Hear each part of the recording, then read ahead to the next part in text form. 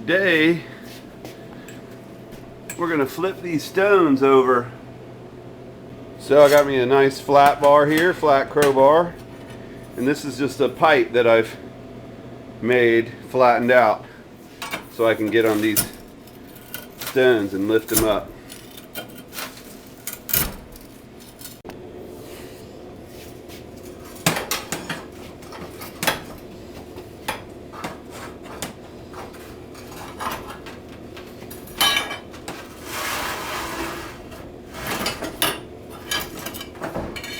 Still pretty warm from last night.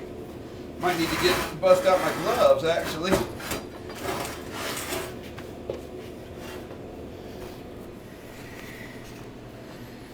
Look at this. That's how these things get. They just get flour and cheese and things melted on. We scrape them and clean them, but they only get so clean. Then what I do is pull this thing out. Flip it over carefully. Look at that. It's always the same. Nice clean stone that's been burned of all debris.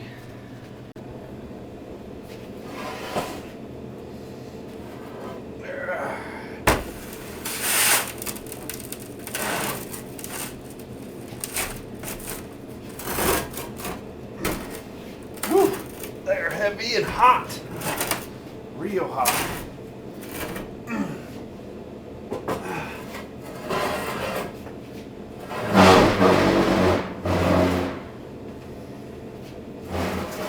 This is where you got to be careful that you don't bust your nail, bust a finger. I've done it before. Trying to get that thing back in place without cracking it. Just want to let it down easily as you can. There we go. Look at that. You can always use a forecourt to set your camera up on.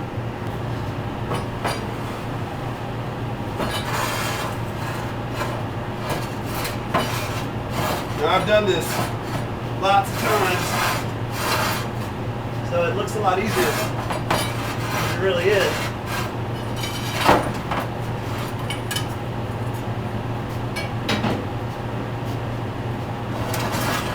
First time's always the hardest, but it's worth it.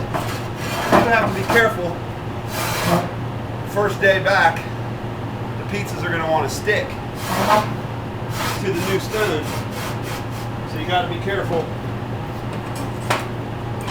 On Tuesday when we open back up, the pies might want to stick a little bit. You got to go under them real slowly.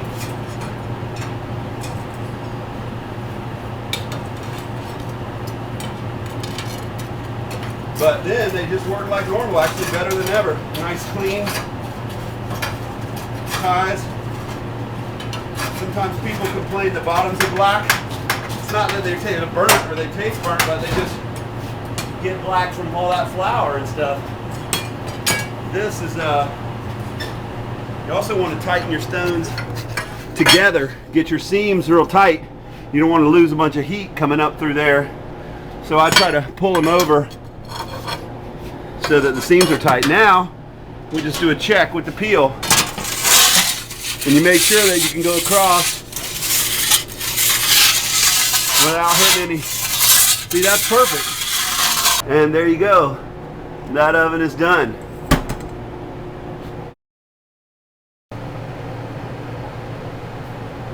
These might be a little more difficult, only because they're up so high. The other problem is this is an older oven. And the stones are not 3 equal stones, 2 big stones and 1 smaller stone. Well, the smaller one's nice, but those big stones, boy, are they heavy.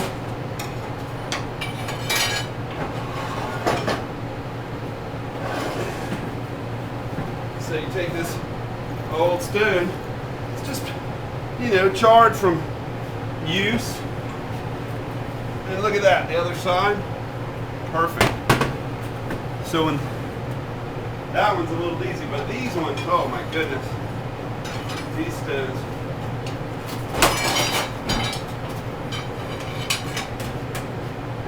They are heavy. They are big and heavy.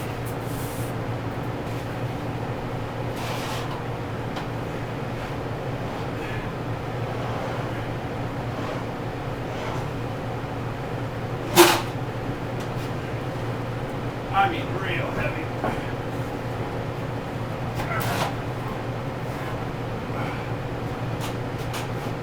Gotta look out.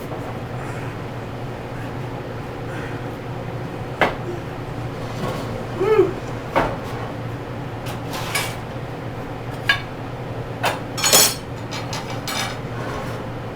Sometimes you might have to get a stack of 2 quarts and 4 quarts just to get your camera in the right place. Let's see.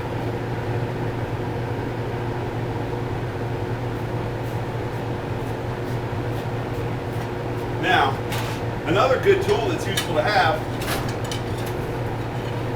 that I think is one of the best tools you can have in this business is one of these big old pizza bellies. I'm talking about the kind of belly you can rest a pizza stone on. Now this one's cracked, so I have to be real careful.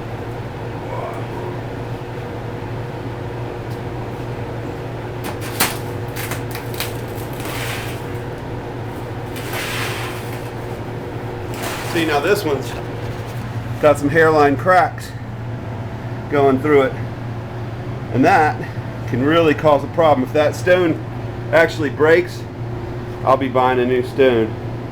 So I got to be real careful with this one. Pizza belly is real helpful to help you get the strength, push your stones back in.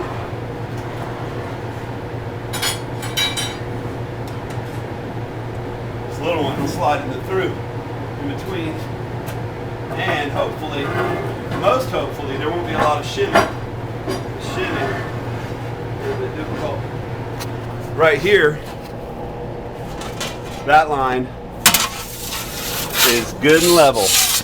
But look right here. See here, up, all the way. You're going to get a pizza, and that's going to cause your pizza to rip. So I got to shim this one up with a couple of washers. Got some washers. Sometimes it's a matter of just making sure what your stone is sitting on is not full of soot, because that can make the stone sit wrong too. Just a little common sense goes a long way. And with a little bit of work, I get stones nice and level. You go in here and you're getting a pie. There it is. Okay, that's 2 down. 1 to go.